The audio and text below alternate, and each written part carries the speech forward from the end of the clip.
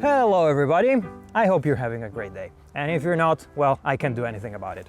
So, if you remember a couple of weeks ago, I spoke about how to use a GoPro as a POV camera for your bike rides. Now, I did mention something about a certain 180-degree rule, and I didn't say anything more about it. That's because that wasn't the topic of the video. But today, it's just going to be about that, so let's keep going. Why is that rule so important? Well, to give you a perspective, we have to start with a little bit of history. The 180-degree rule, it's something that comes from the early days of cinema. It's something that comes from how the old shutters were made. The shutter was basically a plate of metal that was a half circle, so, 180 degree of angle there. And it covered the frame for half of its time in front of the lens. Hence why, by today's standards, the 180-degree rule translates into shoot at a shutter speed that is double that of your current frame rate. So, what I was saying, 24 frames per second translates to 1/48th of a second of a shutter. If you would shoot at, say, 60 frames per second, that would be 120, 1/120th of a second, and so on and so forth. So why do we use that rule? Well, it all has to do with perception, more or less. We got used to that look for the past century because that's how movies were made. So that's what makes us think of it as kind of a cinematic look. But what this cinematic look actually does is just introduce what our eyes perceive as natural. We don't see a scene as static. We move our head and we have motion blur. We are not a camera. We don't shoot at thousands of a second every time we move our head. We perceive the world with some kind of fluidity, and that's what this rule does. It gives us that perceived motion flow. Why is that important for mountain biking? Well, try to think about it this way. If you have a movement that is completely static in each frame, it will give a choppy look. That's not something that's very pleasing to look at, and it doesn't even give the perception of speed. Motion blur, on the other hand, is something that we got used to from cinema and video games in recent years to see as a representation of speed.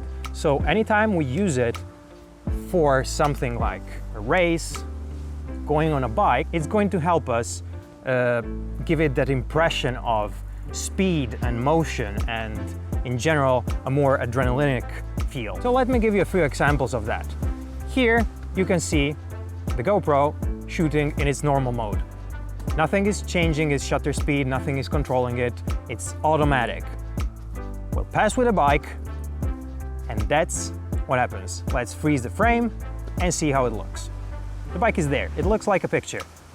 Everything is static, there is no motion blur. If you move the bike, it's just going to look choppy. Let's do a couple of tweaks now. Let's take the camera, switch everything to manual, and see how it looks. So, first of all, let's lower the ISO to get the most of the quality that we can get. Obviously, you do need a lot of light for that. Try to pick a day with plenty of light and possibly a nice overcast sky. It gives nicer shadows all over. Let's change to 1/48th of a second because we're shooting at 24 frames per second, and see how the same scene looks. There we go. Let's freeze a frame. Look at that, the bike is all blurry. Of course, as a still image, it looks like crap. But if we put it in motion, it looks like I'm zipping through it like I'm going 100 kilometers per hour. Which one do you prefer? Well, I know which one I do prefer, but it's up to you to decide what you like. Because even though I called it a rule, in cinema, like in every kind of other art, it's your own personal perception that dictates the rules. You can choose to obviously change them as per your liking. Sometimes you want something that looks more jarring, sometimes you want something that looks more fluid. It's all in the creative choices that you make. Sometimes you might notice that shooting at a fixed frame rate and with a fixed shutter speed is not exactly ideal because lighting scenarios might vary. And that's what things like what I'm using on my camera right now might help you. This is an ND filter. If I move it away, I'm overexposed. It looks like shit, right? But as soon as I put it down, well, that changes things. I can keep my shutter speed constant and still get a proper exposure. That's something that I have for my camera. But fortunately, these things are sold even for the GoPro. I personally don't own any because I just stick with tape whatever I have for my other cameras on the GoPro whenever I need it. Now, since the camera is set properly, but as you can see, it's overexposed, I'll use what I use on my camera and boom, magic.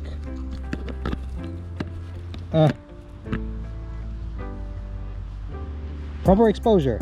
I'm in the shadow, so yeah, it looks a little ugly, but as you can see, everything else is completely fine. But for you, I found something on Amazon that if put together will give you the same result. It's a nice little cage that adds a bit of protection to your Hero 8 because, yeah, you have that, plus you have a screw on which you can mount any kind of variable ND, UV, or whatever filter you like. So yeah, check the links in the description for that. As for today, that's going to be it. In the next episode, I'll probably speak about how to position the camera to get the best possible angles that will give your ride that nice flowy look. But for today, that's going to be it. I hope that you enjoyed it. It was a little more technical, but for you riders that enjoy shooting videos and making your rides look epic, well, that was for you. I hope that you liked it. If you did, leave a like. If you didn't, well, there's a button for that. But for the moment, subscribe, hit the bell, and see you in the next one.